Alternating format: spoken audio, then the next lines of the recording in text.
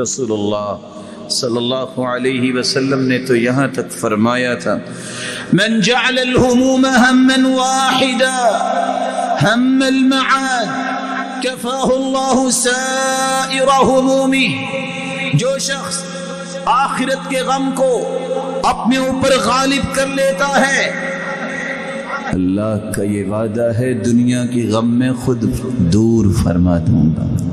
ومن تشعبت به الهموم من احوال الدنيا لم يبال الله في اي اوديتها هلك، اور جو شخص دنیا کے غموں میں ہر وقت سوچتا ہے یہ کیسے ہوگا یہ کیسے ہوگا، اللہ کے بندے تجھے بھی پالنے والا بھی تو تیرا رب ہی تھا، تیری اولاد کو بھی تیرا رب ہی پالے گا۔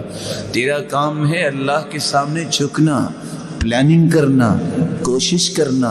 تمہیں تو اندازہ ہی نہیں، تم تو ابھی 4 ماہ کے تھے، دنیا میں آئے ہی نہیں تھے۔ تمہاری دنیا میں آمد سے 5 ماہ قبل آپ کی زندگی کا ایک ایک زاویہ اللہ نے مکمل لکھ کے فرشتوں کے حوالے کر دیا۔ 4 ماہ کا جب بچہ ہوتا ہے یؤمر بأربع بکتب اجل ورزق شقی او سعید، سب کچھ طے ہو چکا ہوتا ہے۔ اتنی زندگی ہوگی، اتنا مال ملے گا، وہ تو اتنا قادر و قدیر اور مدبر الکون ہے، وہ تو کسی کی نیکی کو ضائع نہیں ہونے دیتا۔ نیک آدمی فوت ہو گیا، وَكَانَ أَبُوهُمَا صَالِحًا،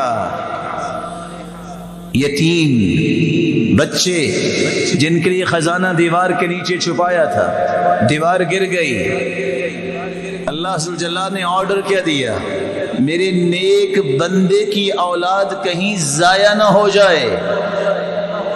میرا اور آپ کا عقیدہ ہونا چاہیے، ایک کھرب صالح لوگ ہوں تو نبی نہیں بن سکتا، اس کا مقابلہ نہیں ہو سکتا۔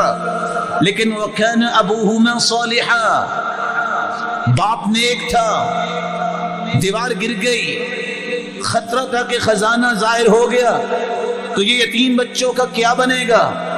اللہ نے ایک نہیں 2 پیغمبروں کی ڈیوٹی لگائی، جاؤ اس دیوار کو فوراً کھڑی کرو۔ پیغمبروں کو مزدوری پہ لگا دیا کہ اپنے نیک بندے کی اس دولت کو کہیں ضائع نہ ہو جائے۔ کبھی سوچو تو صحیح۔